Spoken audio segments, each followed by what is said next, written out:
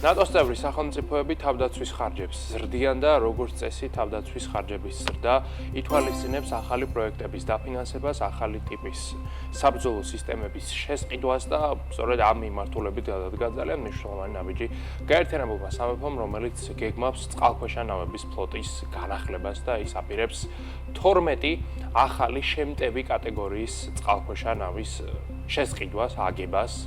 შეკვეთას მარტივად რომ ვთქვათ. წყალქვეშა ნავი არის ერთ-ერთი ყველაზე მნიშვნელოვანი სტრატეგიული აქტივი, რომელიც შეიძლება ქვეყანას ჰქონდეს, რადგანაც წყალქვეშა ნავს შეუძლია ოპერაცია განახორციელოს დედამიწის ლამის ნებისმიერ წერტილში, ისე რომ ის არ იქნეს აღმოჩენილი მტრის მიერ, რაც უდიდეს მოქნილობას იძლევა და ბრიტანეთისთვის ეს ისტორიულად ძალიან მნიშვნელოვანია, რადგანაც ლამის საუკუნეების განმავლობაში ბრიტანული ფლოტი იყო საუკეთესო ფლოტი დედამიწაზე, ამიტომაც ჰყავდა ერთდროს ბრიტანეთის ყველაზე დიდი იმპერია პლანეტის მასშტაბით, თუმცა შემდეგ მისმა ფლოტმა დაკარგა რელევანტურობა და იმპერიაც მასთან ერთად მიილია, მაგრამ როგორც ჩანს, ბრიტანეთის ახალ პრემიერ-მინისტრს კირ სტარმერს სურს ძველი დიდების დაბრუნება, სწორედ ამიტომაც ის უკვეთავს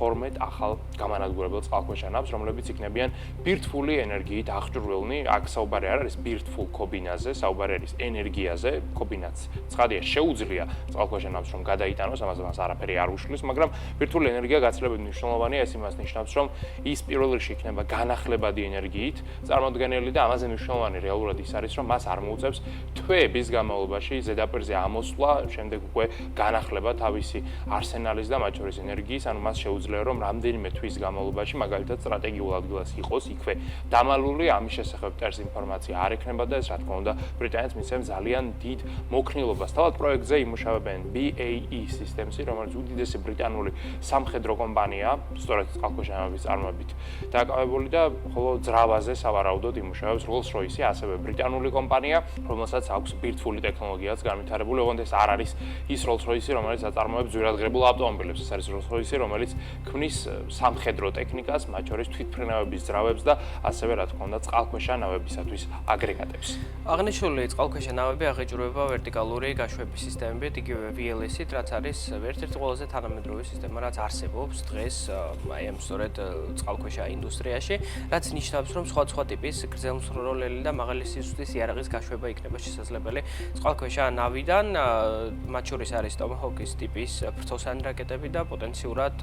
ჰიპერბგერითი შეიარაღებაც უკვე მომავალში. ეს არის ძალიან დიდი განახლება S-2-ის კლასთან მიმართებით. S-2-ის კლასი არის ის კლასი წყალქვეშა ნავებისა, რომელსაც ბრიტანეთის არმია იყენებდა მანამ და დღესაც იყენებს, მანამ სანამ მიიღებს სწორედ აი ამ 12 ზემოხსენებულ წყალქვეშა ნავს და შესაბამისად ხედავთ, რომ საკმაოდ დიდი განვითარება ჰპოვა ბრიტანულმა ჯარმა ამ წლების განმავლობაში. ჯამში 2030 წლებისთვის ამოიწურება S-2-ის კლასის ექსპლუატაციის ვადა და უკვე მას ჩაანაცვლებს ეს ახალი სპეციალურად შექმნილი წყალქვეშა ნავები, მაგრამ წყალქვეშა ნავი არის მხოლოდ ერთ-ერთი შემადგენელი იმ ძალიან დიდი სამხედრო განახლებისა, რასაც კირ სტარმერის მთავრობა ანონსებს. კი და ეს განახლება ითვალისწინებს დაახლოებით 60 რეკომენდაციას, რაც სრულ მოდერნიზაციას ითვალისწინებს და ზოგადად სახელმწიფოები ასეთი მოდერნიზაციის სტრატეგიას ხშირად 100 წლეულში ორჯერ, სამჯერ აკეთებენ, რაც საჭიროა იმისათვის, რომ ქვეყანა გლობალურ, ასე ვთქვათ, ჯახში იყოს მუდმივად რელევანტური, რადგანაც ტექნოლოგიები როდესაც ვითარდება, თუ შენ საკუთარ ტექნოლოგიაში არ ჩადებ ინვესტიციას და ახალ სისტემებს არ დანერგავ, რაღაც ეტაპზე ხდები უბრალოდ არარელევანტური, ისევე როგორც მაგალითად ავიღოთ სამხედრო ლეგიონი, რომელიც ერთ დროს იყო შეიარაღებული მაგალითად საუკეთესო აბჯრითა და ხანჯლით, მას რომ არ ჩაედო ინვესტიცია არასოდეს ტექნოლოგიაში, ის დღეს უბრალოდ არარელევანტური იქნება და სწორედ ასეთი რამ ხდება წყალქვეშა ნავებთან და იარაღებთან მიმართებითაც, ამიტომაც არის საჭირო ინვესტიციის ჩადება, მეტი რესურსების გამოყოფა და აქვე ლეიბორისტული პარტიის ხედვაც არის შემდეგგვარი, რომ ბრიტანეთმა არ უნდა დაკარგოს რელევანტურობა განსაკუთრებით რუსეთიდან და მათ შორის ჩინეთიდან მომავალი საფრთხის ფონზე, რადგანაც თუ ქვეყნები დაუშვებენ და ჩამორჩებიან განვითარების პროცესს, მაშინ უკვე